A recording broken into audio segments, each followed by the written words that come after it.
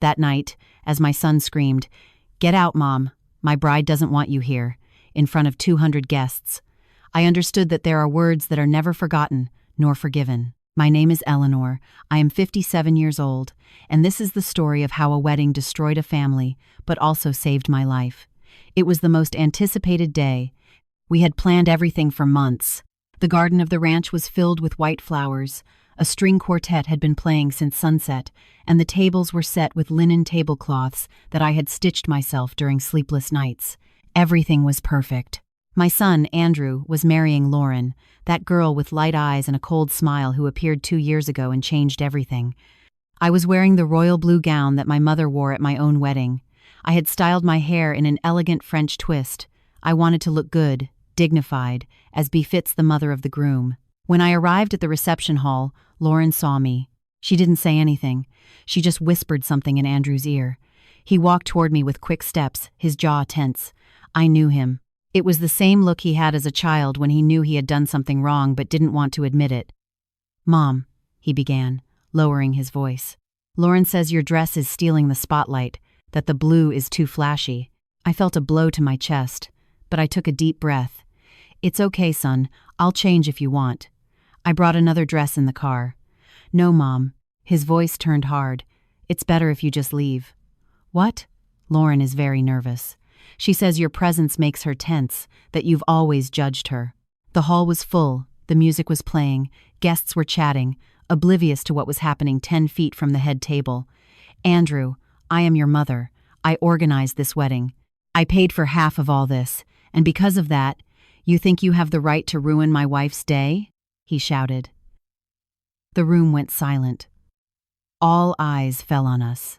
Then he said it loud, clear, in front of everyone. "Get out, Mom. My bride doesn't want you here." I felt something break inside me. I didn't cry. I didn't scream. I just nodded, grabbed my purse, and walked toward the exit. No one stopped me. No one followed me. I got into my car and drove back to the main house of the ranch. The keys hung from my neck, as always. Those keys that my father left me before he died, along with the land, the house, the legacy of 4 generations, the same keys that Andrew had wanted ever since he got engaged to Lauren. I arrived home, took off the blue dress, folded it carefully, and put it away in the closet. That night I didn't sleep, but the next day, when the phone rang and I saw his name on the screen, I knew everything was about to change. I took a deep breath and answered, "Sometimes we trust too much in those we shouldn't. Have you also been disappointed by someone you loved? Tell me your story in the comments. I want to read it." "Mom." His voice sounded tired on the phone. "Can you come over to the main house? We need to talk." I hung up without answering. I sat in the kitchen with a cup of coffee, the same brewed coffee I used to make for Andrew when he was a boy, and woke up early to help me with the horses, because that's how it was before. Before Lauren, my son and I were a team. After his father died 15 years ago, it was just the 2 of us and the ranch. We learned to survive together. Andrew was 12 when I became a widow. He was a quiet boy, with big hands and sad eyes, trying to be strong for me. "Mom, I can fix the fence," he would say, carrying tools heavier than himself. "No, sweetie, you're still a child. Not anymore, Mom. Now I'm the man of the house." And he tried. God knows he tried. We grew up together on this land. He learned to round up cattle, repair tractors, and negotiate with suppliers when I didn't have the strength to do it. He hugged me when I cried at night, when I missed his father so much I felt I couldn't breathe. "Everything is going to be okay, Mom, I promise." And he kept his promise. He became a man here, between these limestone walls, under these oak trees that my grandfather planted. When he finished college in the city, he came back. "Mom, my place is here with you on the ranch." It made me so happy to hear that. We worked side by side. I handled the books. He managed the livestock. In the afternoons, we would sit on the porch to watch the sunset with coffee and sweet rolls. "You know, Mom, someday my kids are going to grow up here like I did. They're going to run through these yards. They're going to learn to ride on these same horses." "I hope so, my love. I hope you find a woman who loves this land as much as we do." He smiled. "I'll find her, I promise." But it didn't happen like that. He met Lauren at a bar in the city during a business meeting. She was a business administrator, successful, modern. She wore high heels and expensive perfumes. She talked about investments and yields.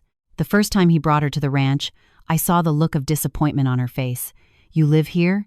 she asked, looking at the old walls, the dark wood furniture, the black and white photographs of my grandparents. "We live here," corrected Andrew. "It's charming, isn't it?"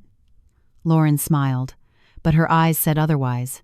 From that day on, everything changed. Andrew started coming home late. He stopped sitting with me on the porch. He talked about selling cattle, modernizing, turning the ranch into an event venue. "It's our home. It's both, Mom. And we have to be realistic." That word, realistic, he had never used before. The keys to the ranch hung from my neck, the same ones my father handed me before dying with tears in his eyes. "Eleanor, this land is your heritage. Don't let anyone take it from you, not even your son." At that moment, I didn't understand why he said it. Now I do. The phone rang again. It was Andrew. "This time," I answered. "While I tell all this, I wonder where you are listening from. Write the name of your city in the comments. Mom, please, I need the keys to the ranch." His voice sounded different, colder, as if he were reading a script someone else had written for him. "What do you need them for, Andrew?" Silence on the other end of the line. I heard background voices, a woman's voice. "Lauren. Lauren and I want to make some changes. Modernize a bit. Maybe remodel the main living room. Change the old furniture. Your great-grandfather made those old pieces of furniture with his own hands. Mom, please, don't start." Yesterday was enough drama. Drama. I felt my voice crack. "You kicked me out of your wedding, and I was the one causing drama? You decided to wear that dress knowing that, Andrew, it was your grandmother's dress. The same one she wore when she married your grandfather on this very ranch that you now want to remodel." Another silence. Longer. Heavier.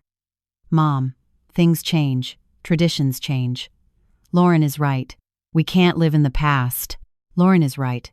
Those 3 words that started defining my son since he met her. "When are you coming home?" I asked, trying to change the subject. "That's the point, Mom. Lauren and I aren't going to live there anymore. We're going to stay in the apartment in the city. It's more practical for her work." I felt as if someone had knocked the wind out of my lungs. "But you said you were going to raise your children here, that this was your house. And it is. But I also need to build my own life with my wife." My wife, he no longer said her name with affection. He said it like someone signing a contract. "Then what do you need the keys for?" "Because legally it's my house too, Mom. Dad left it to me in the will. 50% for you, 50% for me." There was the truth, the fracture. His father had indeed left him half the property, but the keys, the control, the administration, he left that to me. With a specific clause, "Eleanor will decide the future of the ranch as long as she has life and mental capacity. Andrew will receive his share only when she so determines." My husband knew me. He knew I would never sell. He knew I would protect this land even from our own son if necessary. "The keys stay with me, Andrew." "Mom, don't be childish. We just want to make some improvements. Maybe rent out the ranch for events, weddings, sweet 16 seconds. We could generate extra income. Turning our house into a business is an opportunity. Lauren already talked to an architect. We could expand the garden, build a new terrace, put in a hall with air conditioning." No, Andrew. This house is not for sale. It is not available. It is not a project. But it is mine too. That scream, that tone, it was the voice of a stranger. "Your father left you this land to protect it, not to exploit it." "Dad is dead, Mom. He's been dead for 15 years, and you keep living as if he were going to walk through the door tomorrow." I stayed silent. His words pierced me like knives. "Sorry, Mom, I didn't mean to." "Yes, you did." My voice came out calm, too calm. "And it's okay, you're right. Your father is dead, and I have lived all these years taking care of what he loved, what he built, what he dreamed for you. Mom. But maybe you're right. Maybe it's time for everyone to live their own life." "What do you mean?" "I mean that the keys stay with me, that the ranch remains my responsibility, and that you two can build the life you want somewhere else. Are you kicking us out? I'm not giving you what you asked for, your space, your independence, your own life." I heard Lauren speaking in the background, urgent, annoyed. Andrew answered her in a low voice. Mom, Lauren says you're being selfish, that you're clinging to material things. That Andrew, I interrupted him.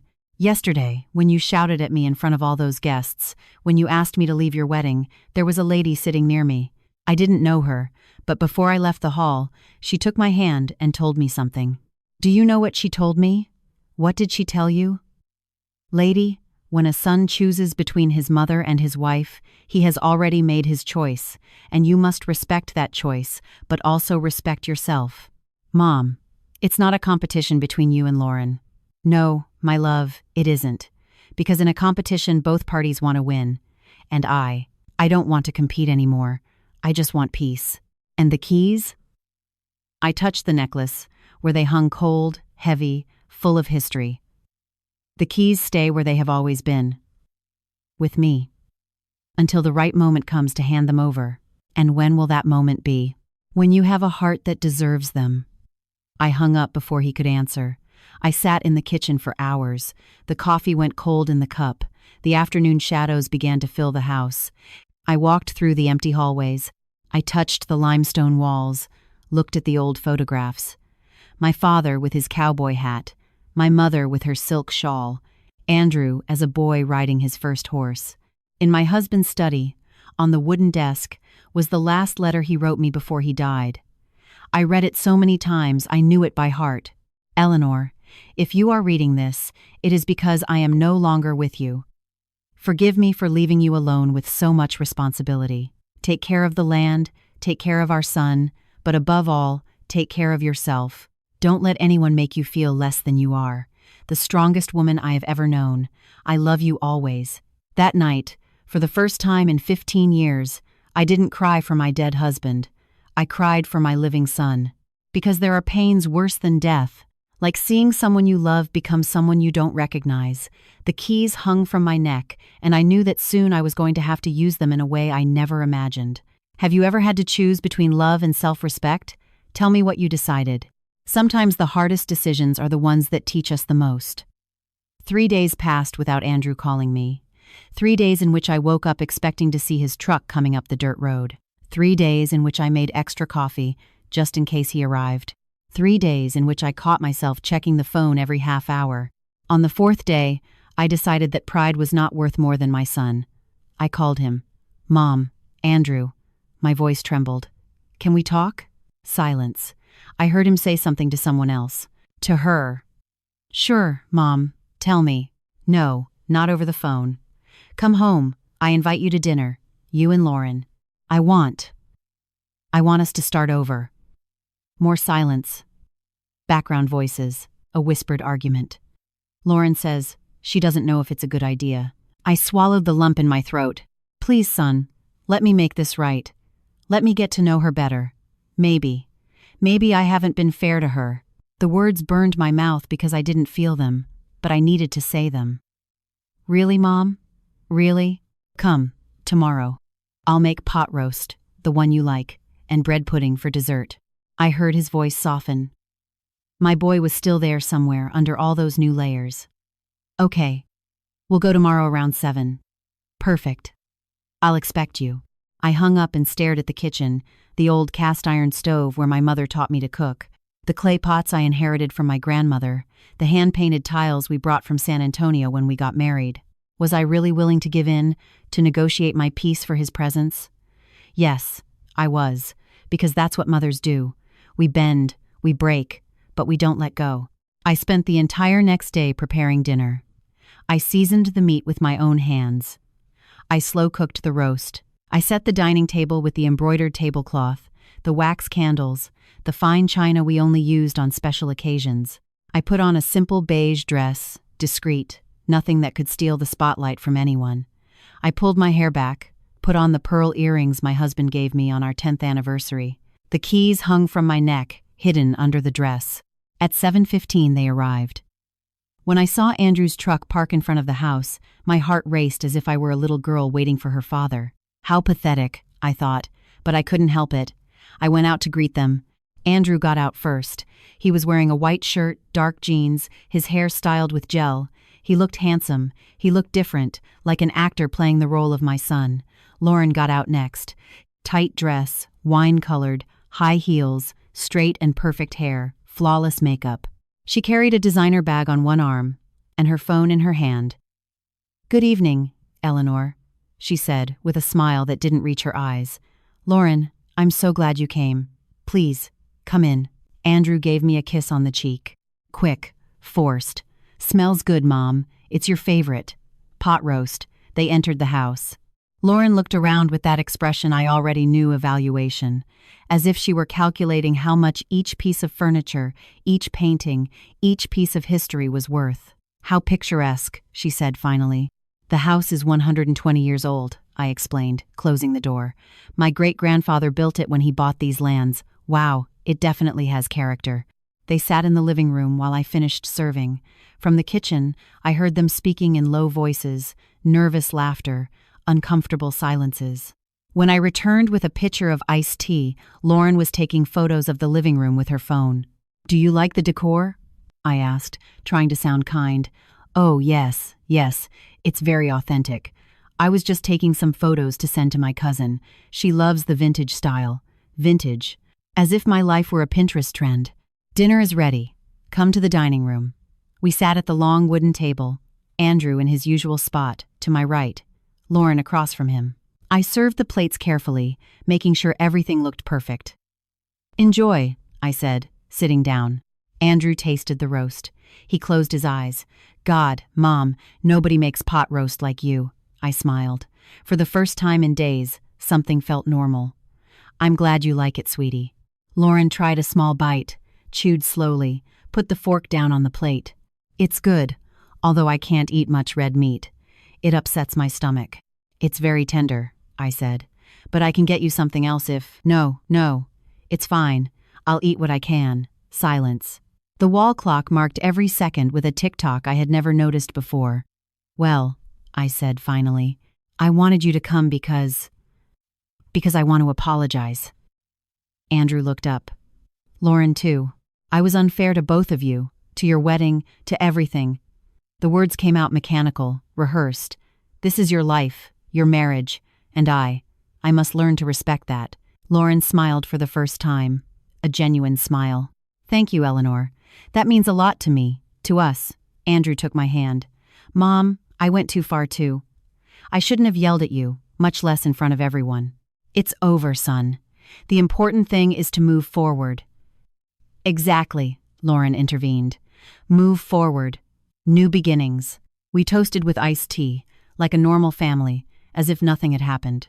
After dinner, while I was serving the bread pudding, Lauren stood up. "Excuse me, I need to use the restroom." "Of course, it's the second door on the left." She left. Andrew and I were left alone. "Mom, thanks for doing this. I know it wasn't easy. Nothing is easy when it comes to you, my love. But it's always worth it." He smiled.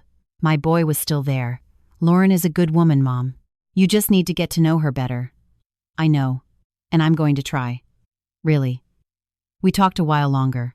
He told me about their honeymoon in Cancun, about the plans for the apartment, about a new job Lauren got at a multinational company. Everything sounded perfect, too perfect. Lauren was taking a long time to return. "Is your wife okay?" I asked. "She must be touching up her makeup." "You know how women are." I stood up. "I'll go see if she needs anything." I walked down the hall. The bathroom door was open. Empty. "Lauren?" Silence. I kept walking. I passed my husband's study. The door was ajar. I pushed it open. Lauren was inside, her back to me, her phone held high. She was taking photos of the desk, the drawers, the documents that were on the table. Lauren turned around, startled. Her face went pale for a second, but she quickly recovered her composure. "Oh, Eleanor, you scared me." She laughed nervously. "Sorry, I saw this room and it seemed so interesting. All these old things. It's my husband's study." It was clear. Sorry. I put the phone in my bag. It has very nice things. I love vintage. There was that word again. This room is usually locked. The door was open. I thought I could come in. "Sorry." "Yes. Don't worry. Let's go to Andrew." We returned to the dining room. Lauren sat down as if nothing had happened, smiling, relaxed. But I wasn't. We finished dessert amidst superficial conversations. Lauren praised the house 3 more times. Andrew talked about his plans to help me with the maintenance of the ranch. Maybe we could hire someone to paint the exterior walls. Mom, they look a bit neglected. They have that color because it's limestone. That's how it's meant to look. But we could modernize, give it a more contemporary look. Contemporary. Modern. Vintage. All words that meant the same thing. Your life is obsolete. At 10, they left. Thanks for dinner, Mom. It was delicious. Whenever you want. This is your house. Lauren hugged me. A cold, calculated hug. Thanks for giving us another chance, Eleanor. It means a lot. I watched them drive away down the dirt road. The taillights of the truck disappeared among the trees. I closed the door. I walked straight to the study. On the desk, the documents my husband left organized were now moved slightly, almost imperceptible, but I knew every inch of that space. Someone had gone through them. I opened the main drawer. The property deeds were there, the will, the land titles, everything in order. But something was missing, the yellow envelope. The envelope where my husband kept an important letter, a letter he made me promise only to open if one day someone tried to take the ranch from me. I searched all the drawers, the shelves, behind the books. It wasn't there. I felt a chill run down my spine. I touched the keys hanging from my neck and for the first time understood that I wasn't being paranoid. I was being watched. I was being studied. I was being measured to see how much longer I was going to be an obstacle in someone else's plans. That night, I didn't sleep. I sat in the study with the lights off, looking out the window, and I wondered how much time I had before they tried to take everything from me. While I tell all this, I wonder where you are listening from. Write the name of your city in the comments. The next morning, I decided to look for the yellow envelope all over the house. I checked every closet, every box stored in the attic, every corner where my husband could have hidden it. Nothing. I was about to give up when the doorbell rang.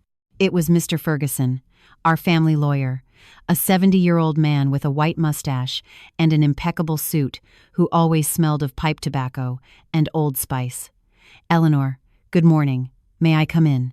Mr. Ferguson! What a surprise! Of course. Come in. We went into the living room. I poured him coffee. He sat with that seriousness lawyers have when the news isn't good. Eleanor, I came because yesterday I received a very strange call. Strange? From your daughter-in-law, Lauren. I felt my stomach turn. Lauren called you?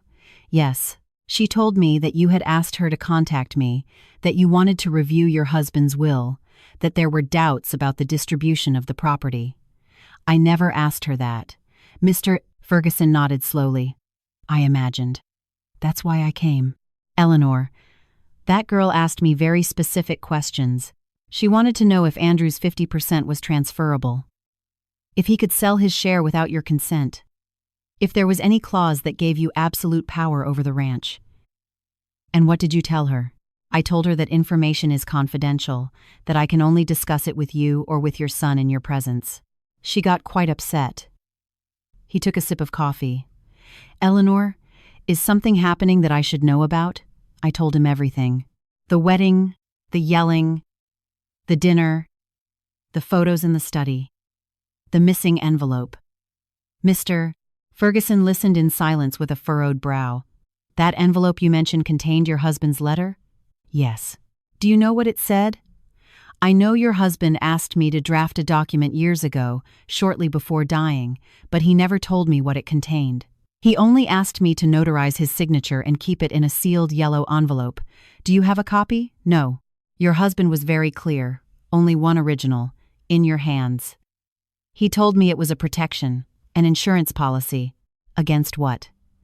Mr. Ferguson looked at me with those tired eyes that have seen too many family tragedies. Against this, I suppose. Against the day someone tried to take what is yours. He left half an hour later, not without warning me first. Eleanor, be careful. I have seen cases like this. When there is money and property involved, people change. Even family. Andrew isn't like that. Andrew, maybe not, but Lauren.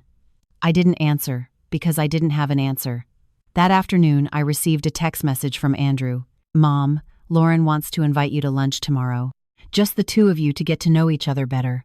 What do you say? Something in my stomach told me not to go, but something stronger told me I needed to know what was happening. Sure. What time? At 2 at the Homestead restaurant. Ironic, isn't it? I'll be there. The next day I got ready carefully. Black trousers, white blouse, a simple blazer, the keys under my blouse, as always. I arrived at the restaurant 5 minutes early. Lauren was already there, sitting at a table by the window, with her phone in her hand and a glass of white wine in front of her. She looked relaxed, confident, like a chess player who already knows how the game will end. Eleanor, how punctual. Sit down, please. I sat down. I ordered mineral water. Thanks for coming, Lauren said, putting down the phone. I know things started off on the wrong foot between us, and I want to fix that. Me too. Good, because look, Eleanor, I'm not your enemy. I know you think I came to take your son away, but that's not true. I came to love him, and that includes respecting his family. She sounded sincere, almost credible. I'm glad to hear that, and that's why I want to be honest with you. She leaned forward. Andrew is stressed, very stressed. He feels trapped between you and me, and that's not fair to him. I have never asked him to choose. I know, but he feels he has to, especially with the ranch issue. There it was, the real reason for the lunch. The ranch issue. Eleanor, we both know that property is huge, beautiful, full of potential, but it's also a burden. Maintaining it costs money, time, energy. Andrew tells me you do everything alone, that you don't accept help, that you cling to something that is perhaps already too big for you. I took a deep breath. I counted to 5. The ranch is my home, not a burden. Of course it's your home. No one says otherwise, but think about it. You alone in that huge house, without Andrew, without anyone. Wouldn't it be easier to sell or rent or do something productive with it? Something productive, like what? Like a boutique resort or an event venue. I have contacts in the industry. We could do something incredible, modern, profitable. You would receive profits without having to worry about maintenance. And who would manage it? Lauren smiled. Well, I have experience in administration. We could form a partnership. You put up the property, we put up the work. Shared profits. And the keys? Sorry, the keys? Who would have them? Her smile faltered for a second. Well, obviously, we would need full access to do the renovations, to show the place to potential clients. So, you would live there. We wouldn't necessarily live there, but we would need full use of the property. It's the only way the business works. I took a sip of water slowly, feeling how each piece of the puzzle fell into place. And where would I live? Wherever you want. You could buy a condo in the city, something more comfortable, no stairs, not so much work. At your age, Eleanor, you should be enjoying life, not killing yourself in a 19th century house. At your age, those 3 words that say, you're old, you're useless, it's time you got out of the way. Was this your idea or Andrew's? It was both our idea. Andrew is worried about you. He's afraid something will happen to you there alone, that you'll fall down the stairs, that you'll get sick, and no one will be close to help you. It's for your own good, Eleanor. How considerate. Lauren didn't detect the sarcasm in my voice, or she didn't care.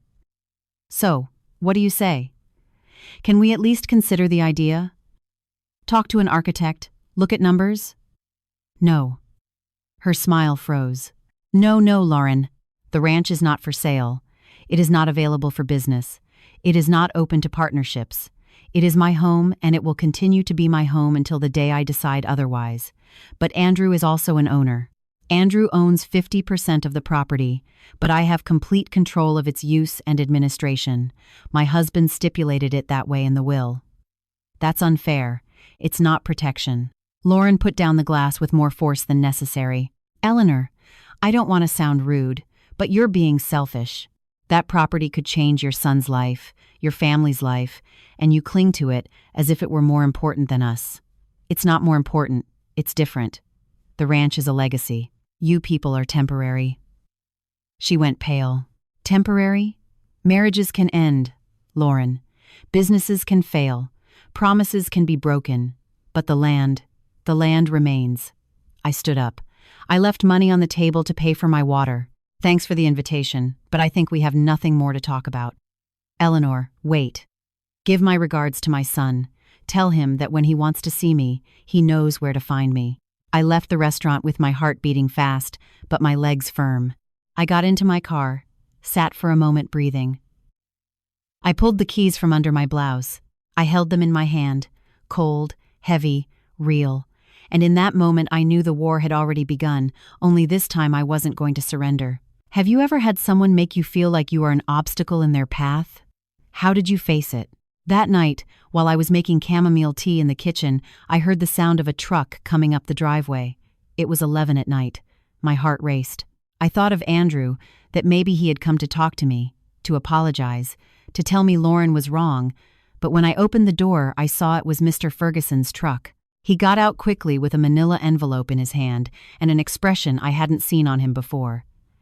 "Eleanor, forgive the hour, but you need to see this." "What's wrong, Mr. Ferguson?" We went into the living room. He didn't sit down. He put the envelope on the table carefully, as if it contained something dangerous. "After our conversation yesterday, I kept thinking about that document your husband asked me to certify. I went to my office archives, looked through all the old files, and found this." He opened the envelope, took out a yellowed sheet with my husband's handwriting. "It's a copy, the only one I made without him knowing. I did it because your husband was very sick when he came to see me." And something in his tone made me think that document was important, that maybe you would need it one day. I took the sheet with trembling hands. It was a handwritten letter dated 3 weeks before my husband died. I began to read. "Eleanor, my love, if you are reading this, it is because someone is trying to take the ranch from you. And if they are trying, it means I was right. 2 months ago, when I went to the hospital for my last tests, I met a man in the waiting room, an older man, sick like me. We started talking. He told me his story. He said he had an only son, whom he raised alone after his wife died, that he gave him everything: education, values, the entire family inheritance. But when his son got married, everything changed. The daughter-in-law started manipulating him little by little, first with kind words, then with ideas of modernization. Finally, she convinced him to sign a power of attorney. She told him it was to help him with the paperwork for his illness. The man signed, and 2 weeks later his son and daughter-in-law sold his house. They put him in a nursing home, kept everything. When he told me this, that man was crying. He told me, "It wasn't my son who betrayed me. It was my son being manipulated." But the result is the same. I died alone, without my home, without my dignity. Eleanor, that story haunted me until my last night, and I understood that I needed to protect you, not from Andrew, but from whoever could change Andrew. That is why I wrote this letter. That is why I left the clauses of the will as I left them. Not because I don't trust our son, but because I trust you. I trust that you will know how to recognize when intentions are pure and when they are poison disguised as modernity. If someone pressures you to hand over the keys, if someone makes you feel old or incapable, if someone tries to convince you that the ranch is a burden, resist. Because that land is not just property, it is the backbone of our family. It is the place where our ancestors bled and dreamed. It is the only place in the world where our history has roots, and you, my love, are the guardian of that history. Don't let anyone, not even our son, convince you that you are an obstacle. You are the gate, and you decide who can enter. I love you. I have always loved you, and from wherever I am, I will continue to watch over you. Protect the keys, protect the land, protect yourself. Yours forever, Robert. When I finished reading, tears were falling on the paper. Mr. Ferguson put a hand on my shoulder. "Your husband was a wise man, Eleanor. He already knew. He already knew this was going to happen. He didn't know exactly what, but he knew it was possible. That's why he protected you." I wiped my tears. "Mr. Ferguson, what can I do?" "Legally, you are protected. The will is clear. Andrew cannot sell, rent, or modify the property without your explicit and notarized consent." But he paused. "The law protects property, Eleanor. It doesn't protect hearts." "What do you mean?" "I mean they can pressure you, manipulate you, make you feel guilty. They can even try to declare that you are not in your right mind to make decisions.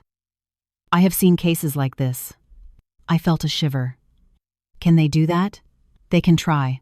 If they get a doctor to certify that you suffer from dementia, cognitive deterioration, or any condition that makes you incompetent, they could ask for legal guardianship, but I am perfectly fine. You know that. I know, but in the hands of the right lawyers, with the right doctors. He didn't finish the sentence. He didn't need to. What should I do? First, keep this letter in a safe place, in a bank, with someone you trust, not in the house. Second, go to your doctor. Ask for a complete physical and mental exam, certifying in writing that you are in full possession of your faculties. Third, he looked at me with sadness. Prepare for the worst. The worst? For Andrew to take his wife's side completely. He never. Eleanor, I have been a family lawyer for 40 years, and I can tell you something I learned. When a man has to choose between his mother and his bed, he almost always chooses the bed. The words hurt me like a physical blow, but I knew he was right. Mr. Ferguson left at midnight. I stayed alone in the living room with my husband's letter in my hands. I read it 3 more times. Each time his voice became clearer in my mind. You are the guardian of that history. Don't let anyone convince you that you are an obstacle. You are the gate. I stood up. I walked to the study, opened the safe hidden behind my father's portrait, stored the letter there along with the original property deeds. I locked the door, touched the keys hanging from my neck, and made a decision. If they wanted a fight, they were going to get a fight. But not with screaming, not with drama, not with scenes, with silence, with patience, with the same quiet strength my husband taught me when we took care of this land together.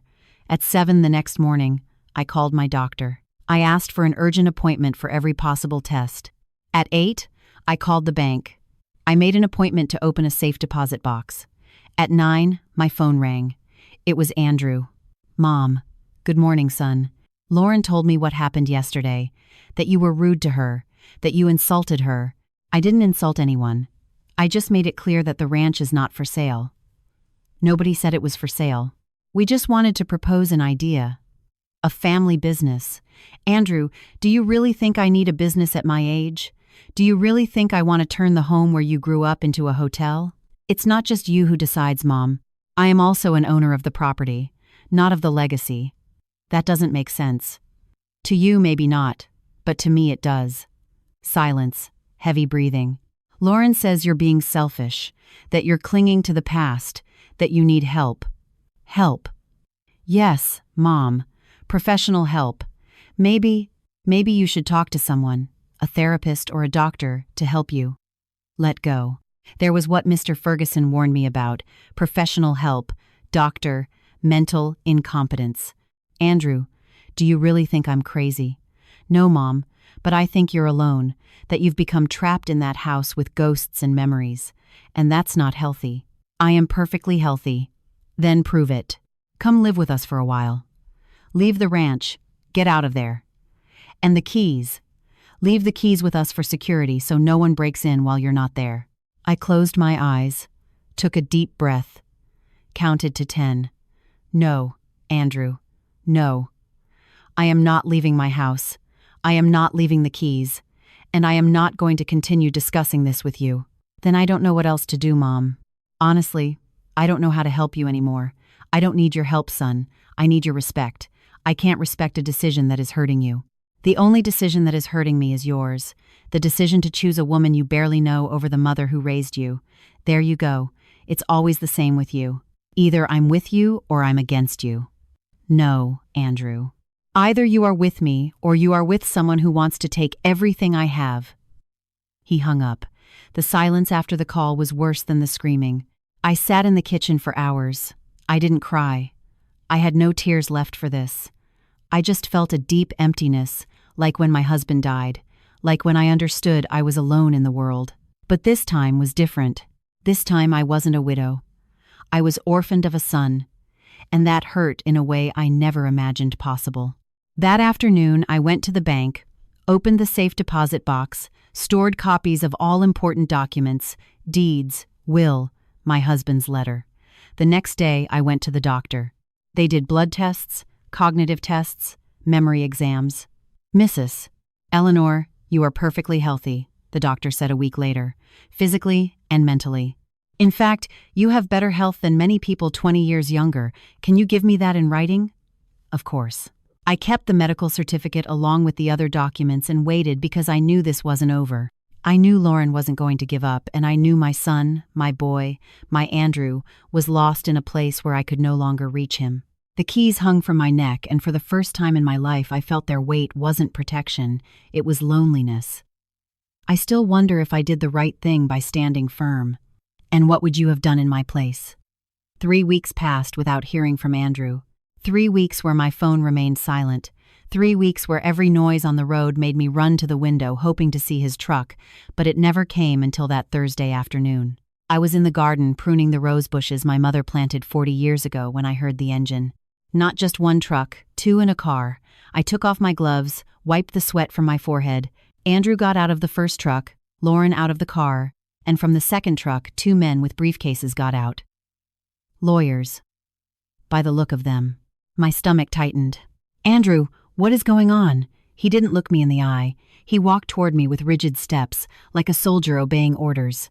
Mom, we need to talk inside. Who are they? They are Mr. Morrison and Mr. Stevens.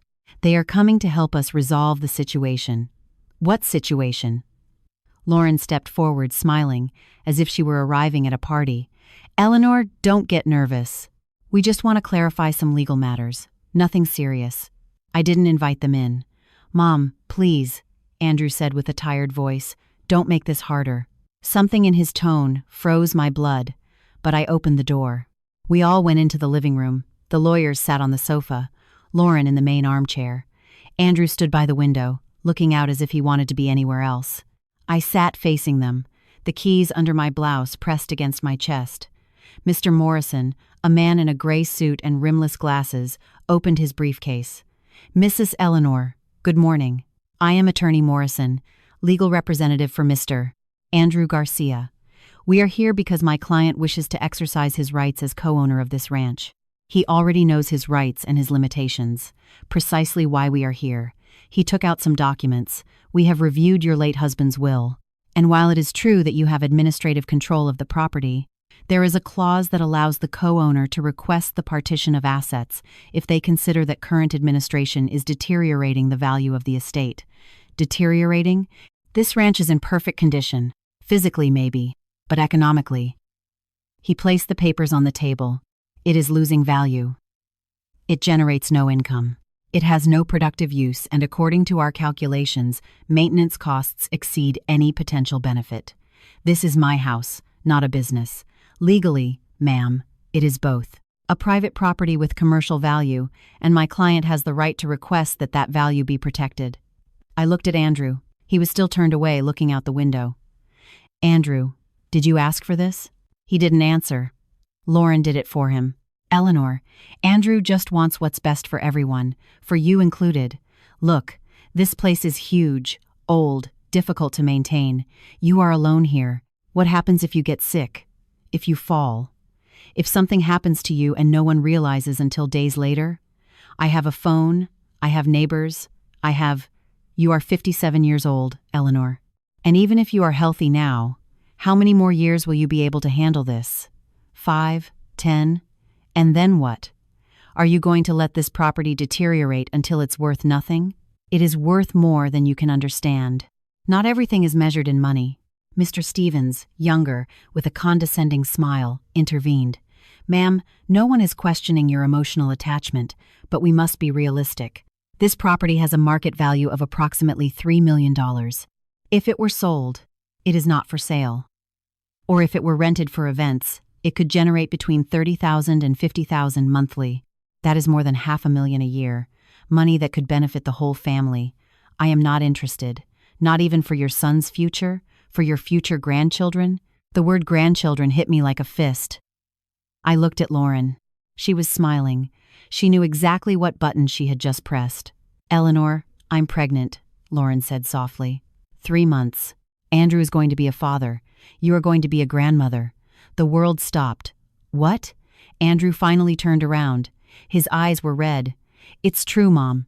That's why we need to think about the future, about providing for our child, about giving him stability. I didn't know. Because you haven't wanted to know, because you've been so busy fighting with us that you haven't noticed what's happening. Tears started burning my eyes, but I didn't let them fall. Congratulations, son, truly. Then understand, Mom. This is no longer just about you and me.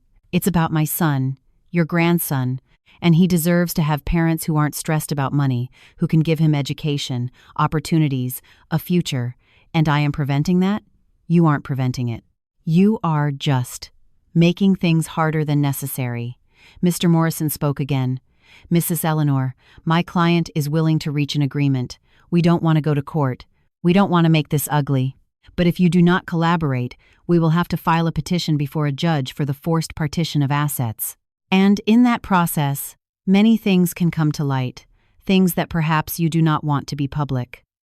What things? Your age, your condition of living alone, your refusal to accept help.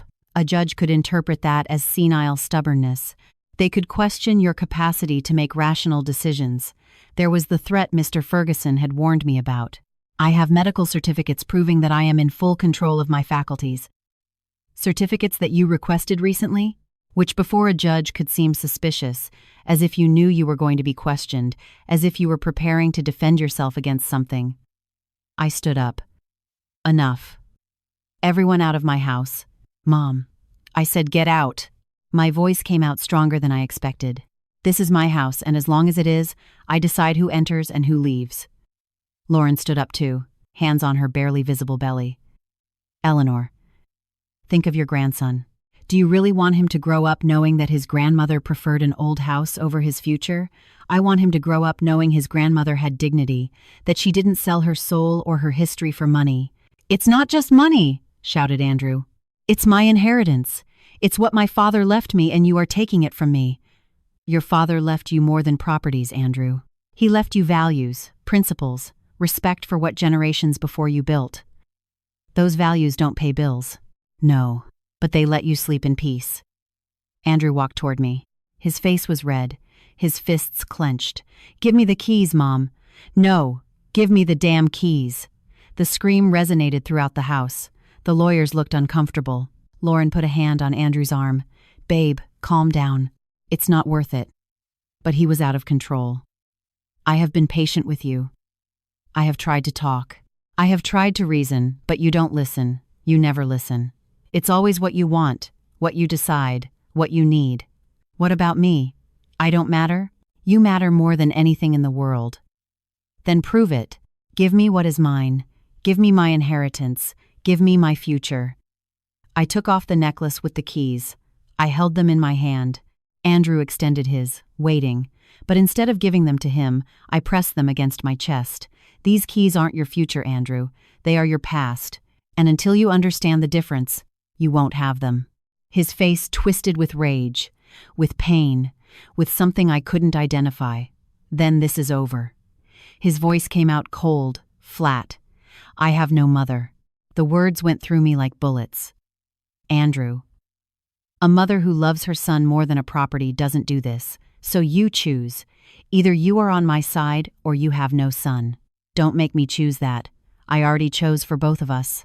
He turned to the lawyers. Prepare the papers. We're going to court. I want the partition of assets. I want to sell my share, and I want her out of that house. Andrew, please. You will hear from our lawyers. He walked to the door. Let's go, Lauren. Lauren looked at me with something that looked like pity, but behind her eyes, I saw triumph. I'm sorry, Eleanor. Really. They left, the lawyers first, then Lauren, finally Andrew. He didn't look back, didn't say goodbye, just got into his truck and drove away. I stood at the door with the keys in my hand, watching the 3 vehicles move away down the dirt road. When the dust settled and silence returned, I closed the door, walked to the living room, sat in the same armchair where my husband sat to read the newspaper every morning. And there, finally, I allowed myself to cry. I cried for my son, for the boy who used to hug me and tell me everything was going to be okay, for the man who was supposed to protect this legacy, not destroy it. I cried for the grandson who was going to be born, who was going to grow up without knowing me, without knowing where he came from, without understanding what his ancestors sacrificed so that he could exist. I cried for my husband for not being here to help me, for leaving me alone with this heavy burden. And I cried for myself, for the woman who had just lost her only son, for defending what was right. But when I finished crying, I wiped my tears, stood up, and hung the keys back around my neck. Because there was something Andrew didn't understand, something Lauren would never understand. Mothers lose battles, lose children, lose years of our lives, but we do not lose our dignity. And that night, alone in that huge house, surrounded by silence and memories, I understood something. Sometimes the greatest love you can give is to let go, even if it destroys you, even if it kills you, even if it leaves you alone. Because children are not property, but dignity is, and I had chosen mine. Have you ever had to let go of someone you love to save yourself? That night I learned that sometimes love is also saying no. 2 months later I received the court papers. Lawsuit for partition of assets, request for forced sale, arguments about deficient administration and patrimonial deterioration. Mr. Ferguson reviewed them with me in the kitchen. Eleanor, this is going to be long, maybe years, and expensive. Can we win legally? Yes, the will is clear. Andrew cannot sell, rent, or modify the property without your explicit and notarized consent. But emotionally, he looked at me with sadness. We already lost. He was right. That night, I didn't sleep. I sat on the porch watching the stars, listening to the silence of the land, and then I knew. I knew what I had to do. The next morning I called Mr. Ferguson. I want to make a new will. Are you sure? Completely. I went to his office. I dictated my last wishes with a firm voice. I, Eleanor Martinez, widow of Garcia, in full possession of my mental faculties, declare the following. The homestead ranch will remain under my administration as long as I live. Upon my death, the entire property will pass into a family trust that cannot be sold, divided, or modified for 50 years. My son Andrew will receive 50% of the profits generated by the property if it is rented for cultural, educational, or historical events, never for private commercial purposes. The other 50% will be administered by a foundation protecting historic ranches in Texas. If my son attempts to contest this will or sell his share, he will lose all his rights and his percentage will pass completely to the foundation. The keys to the ranch will be handed to the director of the foundation. This is my will, and it is irrevocable. Mr. Ferguson looked at me for a long time. Eleanor, do you know what this means? It means no one will win this war, neither him nor me, but the land will. I signed the documents, notarized them, sealed them, and went home in peace for the first time in months. 2 weeks later, Andrew found out. I don't know how. Maybe Mr. Ferguson told him. Maybe it was a rumor in town. He called me at midnight, drunk, crying. How could you do this to me, Mom? How could you take away my inheritance? I didn't take it from you, Andrew. I protected it from yourself. You are selfish. No, my love. I am a mother who loved you too much to let you destroy what your father built. He hung up and didn't call again. Months passed. The trial moved slowly. I kept living on the ranch, tending the rose bushes, feeding the chickens, watching sunsets, alone, but at peace. Because I understood something my husband always knew. The land doesn't need you to defend it with shouts. It defends itself, with time, with patience, with the silent justice that only nature knows how to give.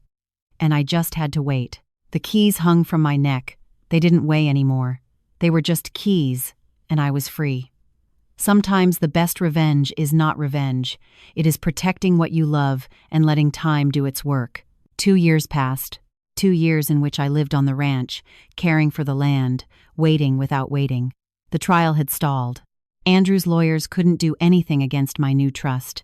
It was legal, irrevocable, perfect. Mr. Ferguson visited me every month with updates, always the same. They keep trying, but they have no case. I nodded, poured coffee, and went on with my life. One October afternoon, Mr. Ferguson arrived with a different face. He didn't have his briefcase, just a worried expression. Eleanor, there is something you should know. What happened?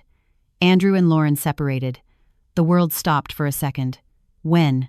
3 months ago. The divorce was finalized last week, and the baby. Lauren got full custody. She went to live in Dallas with her family. Andrew has supervised visits every 15 days. I sat down slowly. My legs wouldn't hold me. What happened? Mr. Ferguson sighed. What always happens with that type of woman? When she didn't get what she wanted from you, she started looking elsewhere. She met a hotel magnate, rich, older, no family. He paused. Andrew found her with him. In the apartment they shared, I felt a mixture of pain and sadness so deep I didn't know what to say. How is he? Bad, Eleanor. Very bad. He lost his wife, his son, his job, everything. His job. He resigned or got fired. I don't know well, but he is living in a cheap motel near the city, alone, drinking too much, I was told. Tears started falling without me being able to stop them. And why hasn't he looked for me? Pride, shame, maybe both. Mr. Ferguson left half an hour later. I stayed in the kitchen with cold coffee and a broken heart. My son was destroyed, alone, lost, and I couldn't do anything because he had built that hell with his own hands. 3 weeks later, while grocery shopping in town, I saw her. Lauren was at an elegant restaurant, sitting on the terrace with a man in a suit, gray hair, expensive watch, shark smile. She was laughing, flirting, shining as if nothing had happened, as if she hadn't destroyed my son, as if the baby who was supposedly her reason for taking the ranch didn't even exist. She saw me. Her eyes met mine. For a second, her smile wavered, but then she recovered it. She waved at me as if we were friends. I didn't return the wave. I just kept walking, because I understood something in that moment. Lauren never loved Andrew.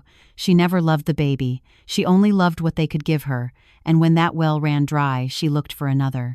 That night, sitting on the porch, I thought about everything that had happened. I thought about the wedding, the screaming, the threats, the lawyers, the last time I saw my son, and I realized that I didn't win this war, but neither did Lauren.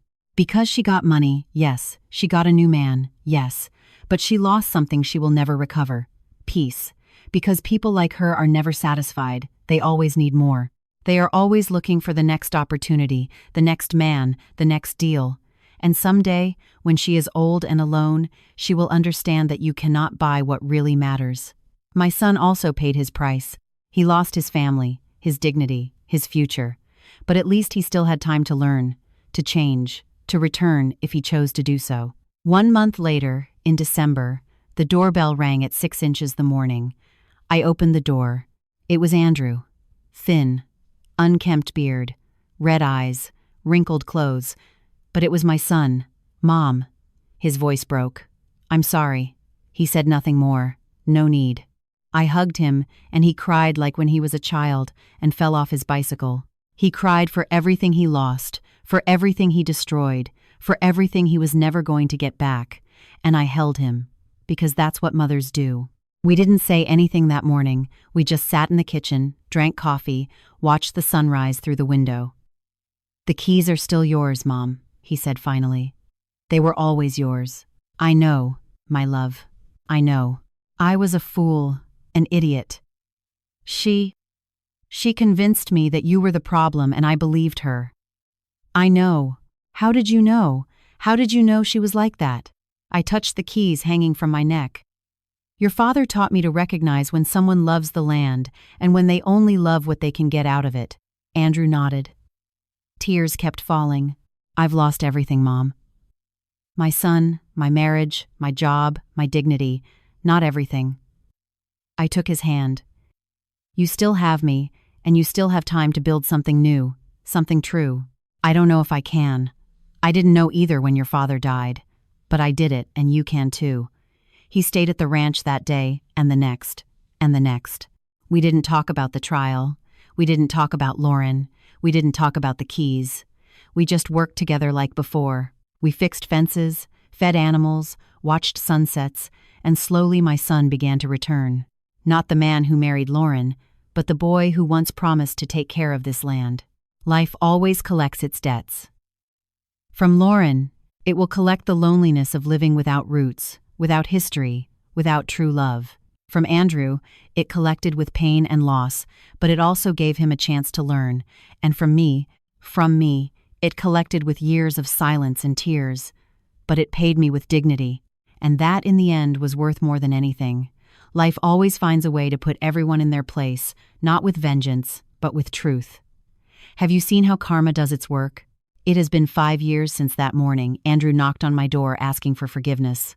Today, I am 62 years old, my son is 38, and my grandson, whom I finally met 6 months ago, is 4.5 years old. His name is Robbie, like his grandfather. He doesn't live with me, he lives with Lauren in Dallas. But every month when Andrew goes to pick him up for his visits, he brings him to the ranch. And when that boy runs through these same yards where his father ran, when he climbs the same trees, when he sits with me on the porch to drink hot cocoa, I understand why it was worth resisting. Andrew lives in town now. He works at a mechanic shop. He earns little. He lives in a small apartment, but he is sober. He is in therapy and is learning to be the man his father wanted him to be. The trial ended 3 years ago. Andrew's lawyers withdrew the lawsuit when he returned. Mr. Ferguson helped me modify the will one last time. When I die, the ranch will be Andrew's, complete, without trusts, without foundations, but only if he demonstrates for 10 consecutive years that he can care for it without selling it, that he understands its value beyond money. If he fails, everything passes to Robbie when he turns 25. Do you think I can do it, Mom? Andrew asked me when we signed the new documents. I don't know, my love. But I want to give you the chance to try. Lauren remarried last year to that hotel magnate she met.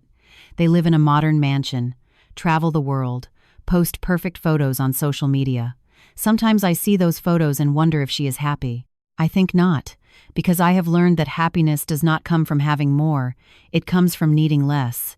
And she will always need more. I saw her one more time 2 years ago when she came to drop Robbie off for summer vacation. She got out of her imported car with designer clothes, dark glasses hiding more than just the sun.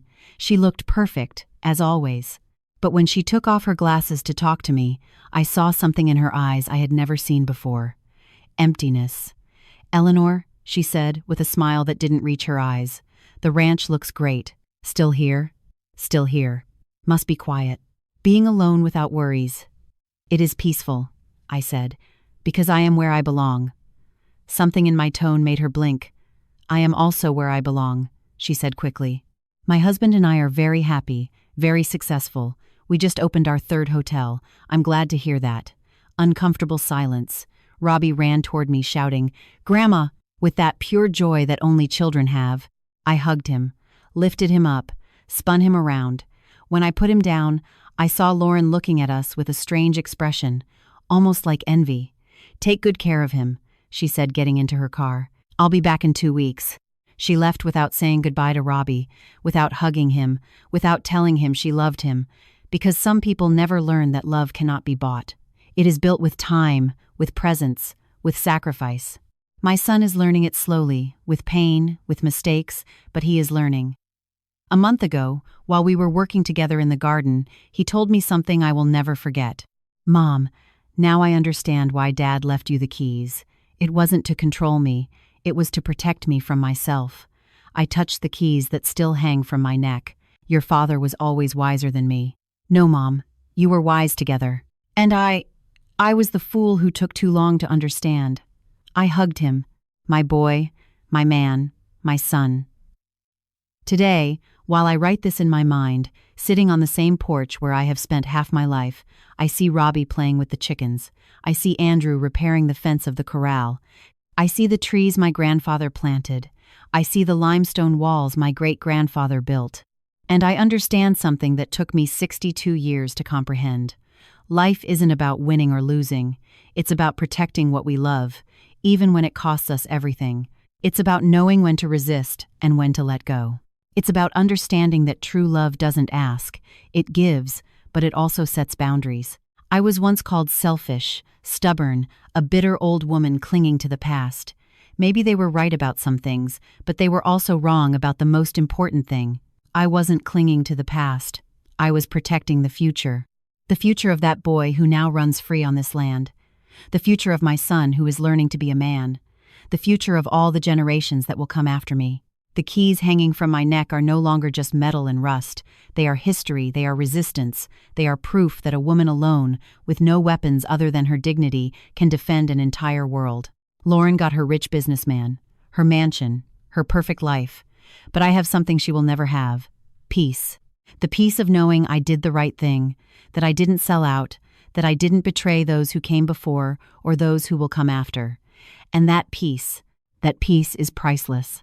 If my story helps just one woman open her eyes, set boundaries, defend what is hers, no matter who tells her she is wrong, then it was all worth it. The screams, the tears, the years of loneliness, everything. Because in the end, life always finds a way to do justice, not with vengeance, not with shouting, but with time, with truth, with natural consequences that arrive when we least expect them. Lauren learned that money doesn't buy love.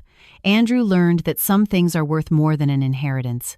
And I learned that letting go of someone you love doesn't mean stopping loving them.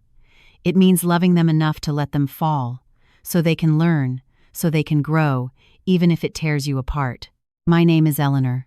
I am 62 years old, and this was the story of how I lost my son to save us both. The keys are still with me, and here they will stay until the right moment comes, because now I know something I didn't know 5 years ago. The right moment isn't when I decide, it's when my son is ready to receive them. And that day I will rest in peace, knowing that the land that saw me born, that saw me cry, that saw me resist, will be in the right hands. Thank you for listening until the end. If this story touched your heart, share it with someone you love.